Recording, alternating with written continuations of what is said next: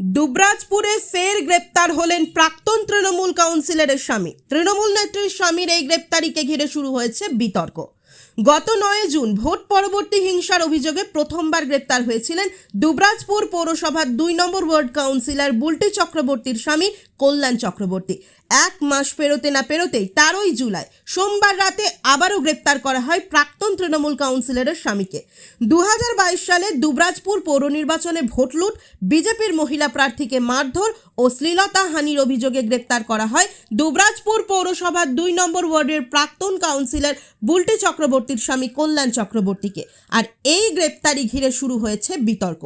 কারণ যে অভিযোগ গত 26 জুন দায়ের হয়েছে দুবরাজপুর থানায়, সেই অভিযোগপত্রে তৃণমূল কাউন্সিলরের স্বামীর নামই নেই। 2022-এর পৌর নির্বাচনে ভোট লুট, মারধর ও শ্লীলতাহানির ঘটনায় যে অভিযোগ দায়ের হয়েছে তাতে তৃণমূলের দুবরাজপুর শহরের প্রাক্তন সভাপতি সহ মোট 8 জনের নাম রয়েছে। তার মধ্যে গ্রেপ্তার হয়েছেন 4 জন, বাকিরা আগাম জামিন পেয়েছেন। এবার ওই ঘটনায় দুবরাজপুর থানার পুলিশ গ্রেপ্তার করে প্রাক্তন তৃণমূল কাউন্সিলরের স্বামী কল্যাণ চক্রবর্তীকে। মঙ্গলবার তাকে নিজেদের হেফাজতে চেয়ে দুবরাজপুর আদালতে তোলে পুলিশ। আদালতে দুপক্ষের সওয়াল জবাবের পর জামিন নামঞ্জুর করে 2 দিনের পুলিশি হেফাজতের নির্দেশ দেন মহামান্য আদালত। ভাত খেলে বল হবে। সোনা ভারত ফর্টিফাইড রাইস, 5টা মাইক্রোনিউট্রিয়েন্টসের গুণ খেলেই বুঝবে। দুবরাজপুর থানায় একটা অভিযোগ দায়ের হয়। দুবরাজপুর পৌরসভার 3 নম্বর ওয়ার্ডে 2022 সালের যে মিউনিসিপ্যালিটি ভোট ছিল, সেই ভোটকে কেন্দ্র করে যে ঘটনা ঘটেছিল, সেই ঘটনায় বিগত দিনে তদন্তকারী অফিসাররা বেশ কিছু জনকে অ্যারেস্ট করেছিলেন যারা অভিযুক্ত রয়েছেন, এবং সেই তদন্ত চলাকালীন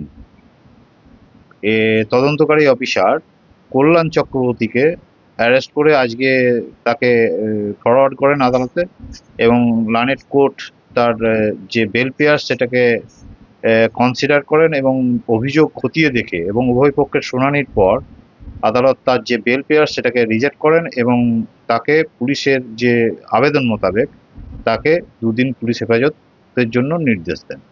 গ্রেপ্তারের ঘটনা ঘিরে শুরু হয়েছে বিতর্ক।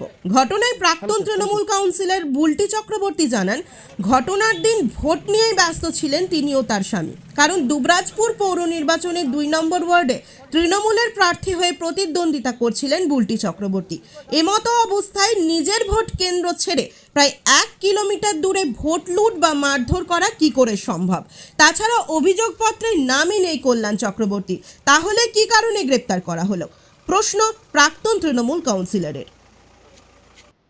এটা পুরোপুরি চক্রান্তভাবে ফাঁসানো হলো। কারণ 2022 সালে যখন ভোট হয় তখন আমি, আমার স্বামী, আমার 2 নম্বর ওয়ার্ডের প্রার্থী ছিলাম আমি নিজে। সেখানে আমরা ভোটে নিজেরা ব্যস্ত ছিলাম দুজনাতেই।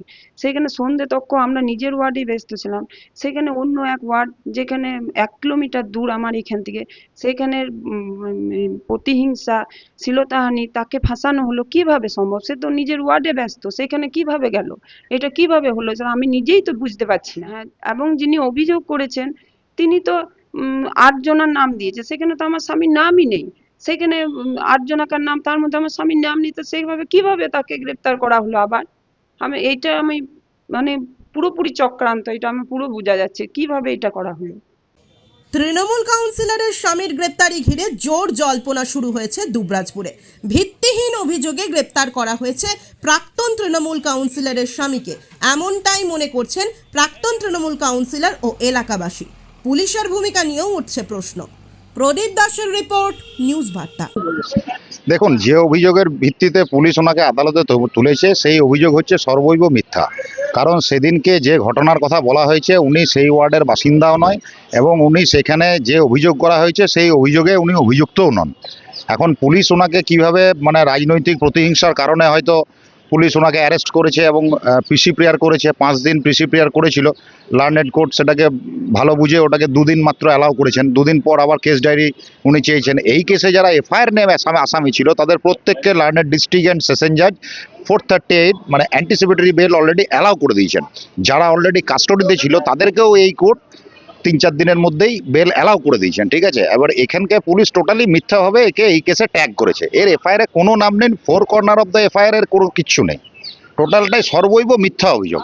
এবং এখন একটা পুলিশের একটা টেন্ডেন্সি হয়ে গেছে, ট্যাকটিসই হয়ে গেছে, কিছু হলে একটা পোস্টপোল ভায়োলেন্সের মামলায় তাকে অ্যাড করে দেওয়া। যদি এফআইআর নাম থাকতো, যদি ঘটনায় সে জড়িত থাকতো, তাহলে নাহলে একটা কিছু বলার ছিল। উনি যে জায়গার ঘটনার কথা বলা হচ্ছে সেই জায়গার উনি বাসিন্দাই নয়, ওই ওয়ার্ডের উনি বাসিন্দাই নয়। আর এটা যে পোস্টপোল ভায়োলেন্স, সেটা পোস্টপোল ভায়োলেন্স বলে এখানে কোনো কিছু হয় না, ঠিক আছে? একটা দীর্ঘদিনের পুরনো অভিযোগ, সেই অভিযোগ উনি আজকে এসে করছেন। কি জন্য করছেন, এক্সপ্লেনেশন অফ ডিলে অভিযোগপত্রে কোথাও কিচ্ছু বলা নেই, ঠিক আছে? টোটালি মিথ্যা মামলা, ফলস মামলা, উনি বেকসুর খালাস পাবেন এই মামলা থেকে।